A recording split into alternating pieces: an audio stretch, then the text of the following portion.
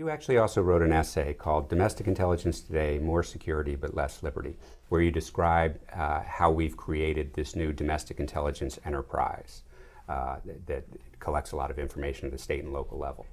And you said that the creation of this has altered the balance between security and liberty, and that while it's clear we're moving toward more government control, that we've seen a benefit in security.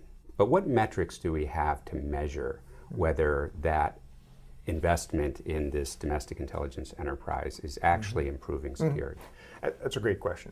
On the issue of the balance between security and liberty, I think one important point is that soon after 9/11, most of our government officials and the 9/11 Commission itself argued that there didn't have to be a trade-off between security and liberty. We could have both. I think that's wrong. I think that what we're finding, and the Obama administration is acknowledging that today, we are finding that in order to have greater security on the domestic front, we may have to give up some civil liberties. We may have to have more intrusive government interference and surveillance.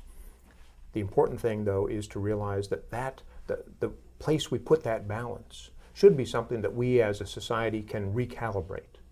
And I don't think that's happened. We haven't done that since 9/11. We haven't been able to get a good handle on an agreement among our government agencies on what the nature of the threat is today and whether or not we have put that balance too much towards security and not enough toward civil liberties. But I'll say that a way that I think we should measure, a sort of a gauge to determine whether domestic intelligence efforts are proper, is that we should use the same sort of thinking that the Food and Drug Administration uses to decide whether a drug should be able to be used by for the public. And that is, of course, that a drug needs to be safe and effective. If we look at it that way, first of all, that means that a domestic intelligence effort needs to be effective. It needs to actually be able to either stop bad things from happening or have some other value. And here I don't think our government has done a good enough job of being able to make that case.